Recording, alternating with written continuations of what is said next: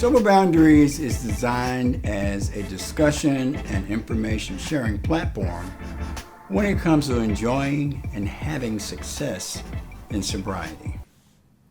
Hello, welcome to Sober Boundaries. My name is Wade Davis. All right. Do me a favor and hit subscribe. Also hit the bell so you'll be notified of our next episode. Okay? Thank you very much. So, you have taken the first big step toward staying clean and sober.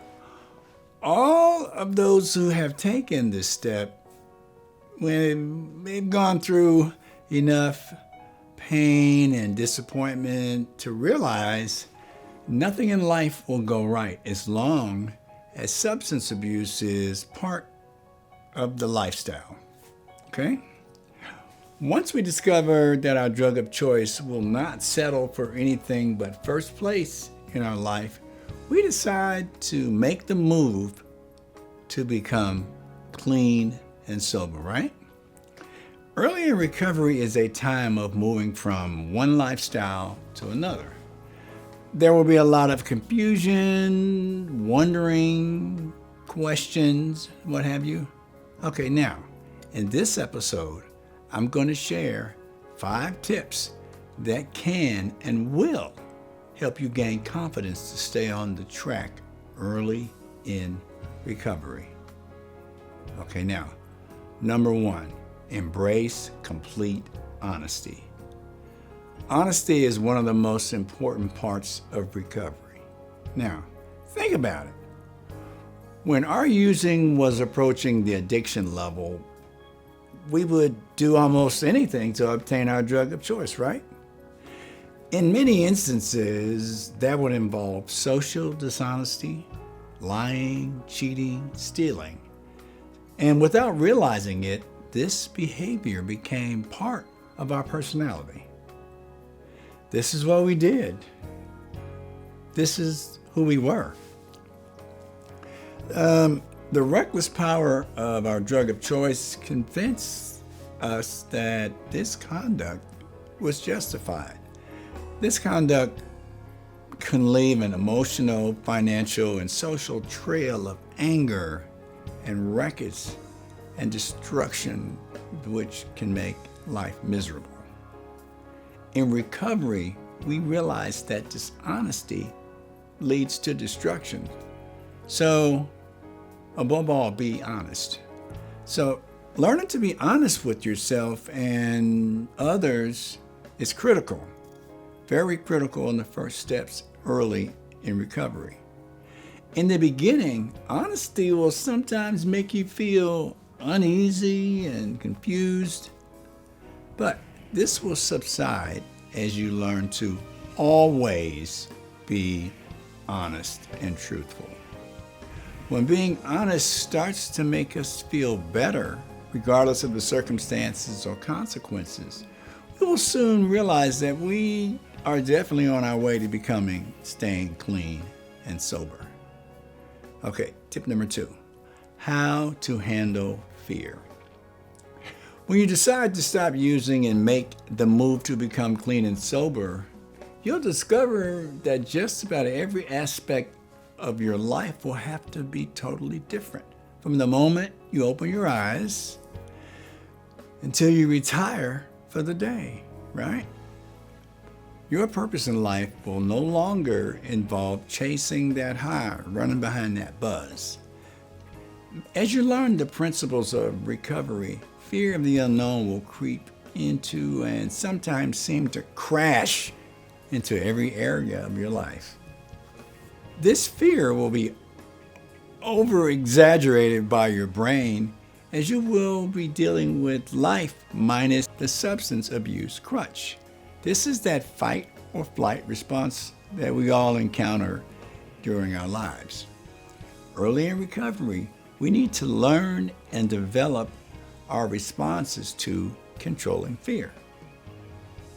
There are a couple of key elements to controlling fear, right? Number 1 is clear decisions, and number 2 is deliberate strategies. Okay. Clear decisions involve you asking yourself these questions. Have you really decided not to live in fear?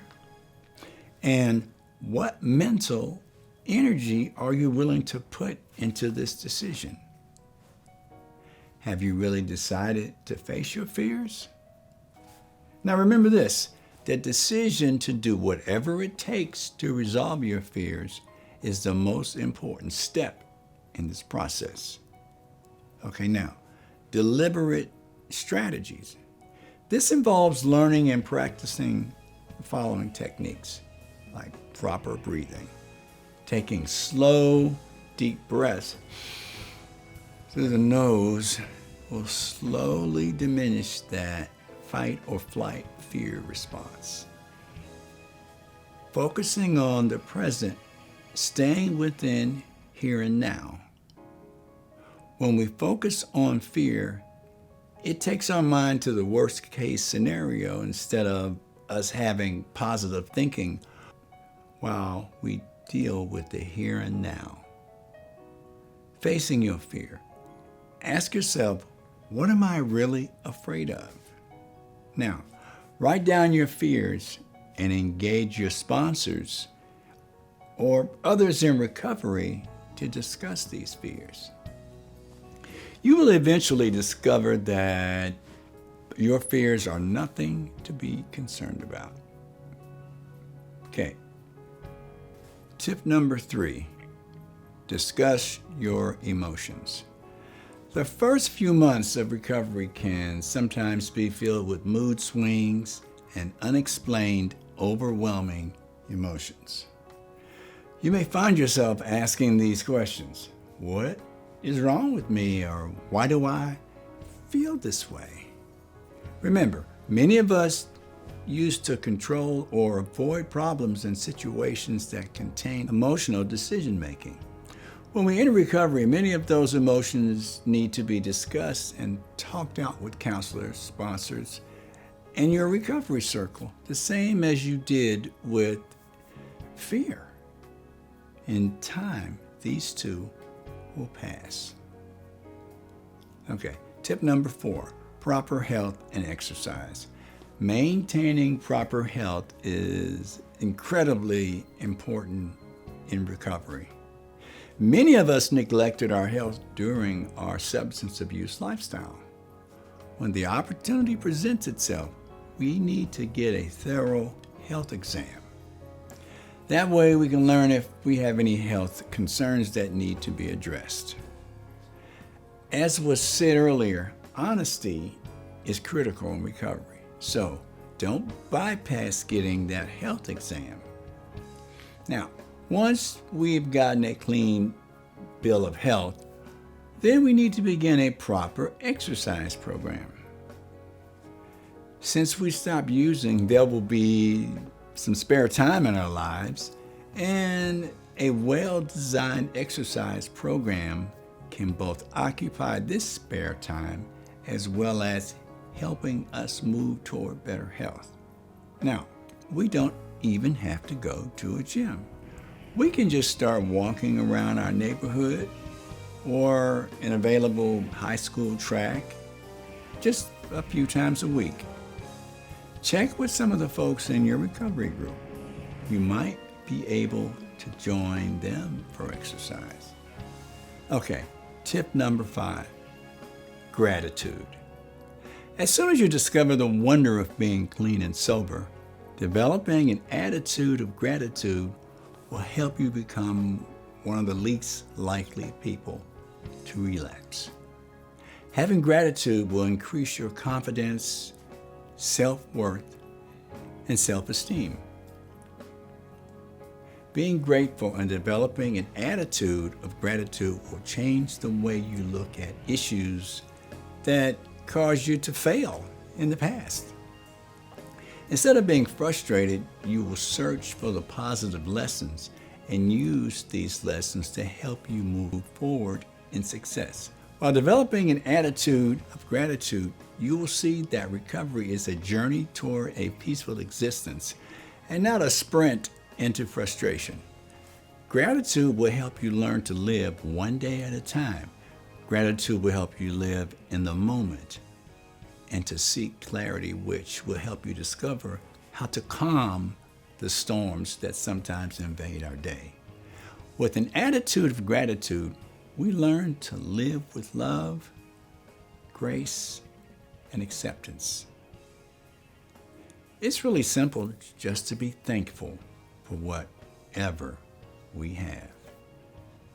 And as always, it's a matter of choice. Okay, if you like the content on this channel, please hit subscribe and also hit the bell so you'll be notified of our next episode. And I would like to thank those of you that continue to watch, even though there's been some gaps in the postings of episodes. Thank you for joining us. My name is Wade Davis. Hope to see you next time. Take care.